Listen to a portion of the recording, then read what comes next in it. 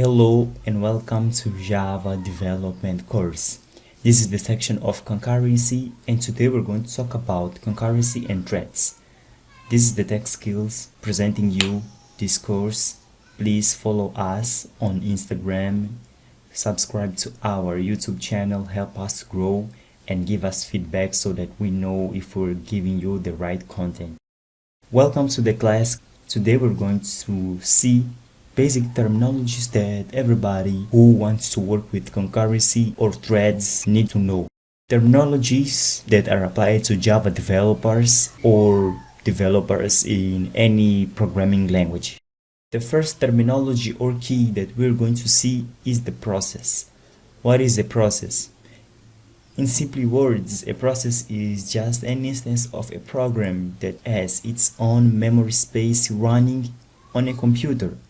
A process can be anything from a small background task such as a browser, video player, or your music player, or system events handler to applications like Photoshop or Chrome. All the processes are composed of one or more threads. What I mean by this? If you have a process, it has at least one thread.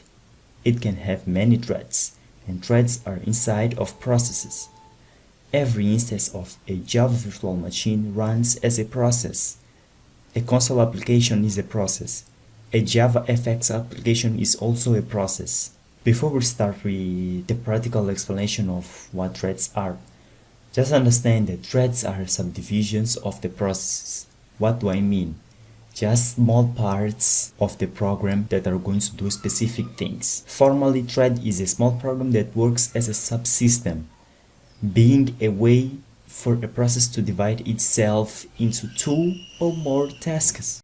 Each process has several threads, which are lines of instructions. So we can divide parts of our process, the whole Java program, to work in parallel to multiple tasks at the same time.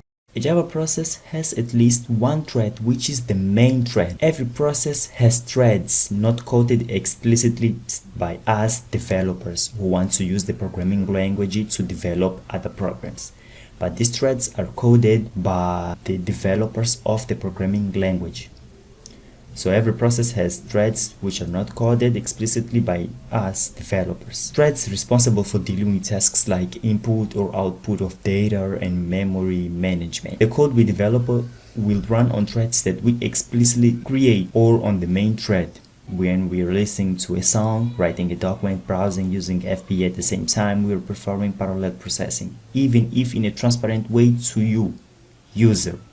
Let's go to a different point here and see more about these threads. When we run multiple Java applications, more than one Java application, each application has its own space of heap. Get this point. Each application has its own space of heap.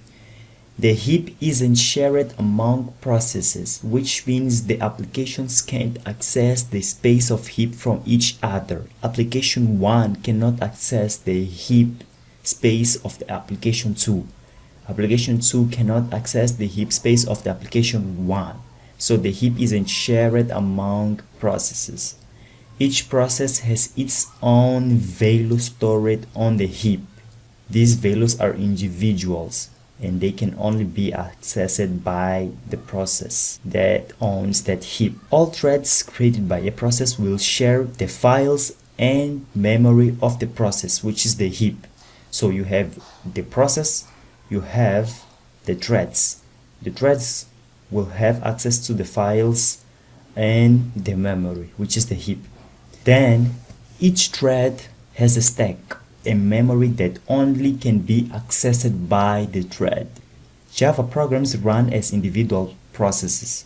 Each process can have more than one thread, and every process has a heap, and all threads have a stack. The storage on the heap and stack can deal us with problems that we will see on later videos. So hold on, focus more on what I've previously said. Let's advance. Why sometimes we will want to use threads instead of the main thread? We will want to use threads instead of the main thread. to be able to execute other instructions without having to wait for the completion of an instruction that can take a long time. An example is going to clarify this for you. Imagine if we're working in the main thread, and inside of the main thread we have an application trying to fetch 100k of songs from a web service.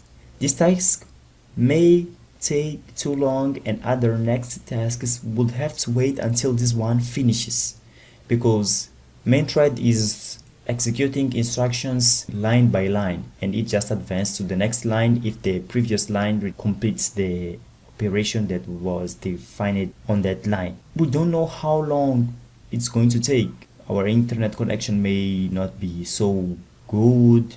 Maybe the server is going to be slow to give us the answers. We don't know. It's a huge amount of songs that we want. You can see that no other task could be executed while we fetch musics, which sometimes can make our program seem to be crashing to the user eyes, because he's going to be waiting, especially when we have user interfaces, because he's going to stay waiting for that response.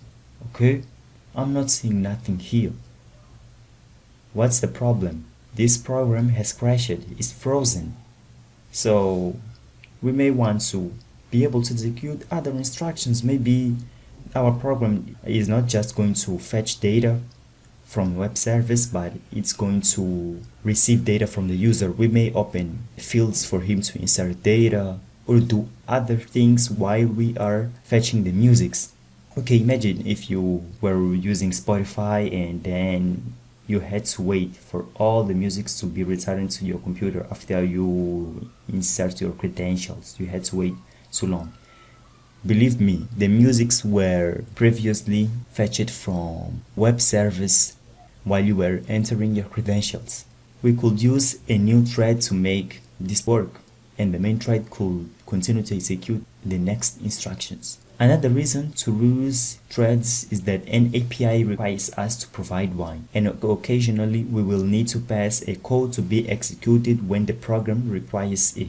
This leads us to concurrency, which is an application processing more than one task at the same time. The application really switches between states.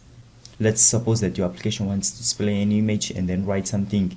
It will first write, then switch, display, write, switch to display, display, switch to write, and so on. But it's so fast so that you can't see, and it gives you the illusion. This is the end of our class. Please revise this content. This was the content about basic terminologies. Follow us on Instagram. This is our YouTube channel. And let's move to the next lesson.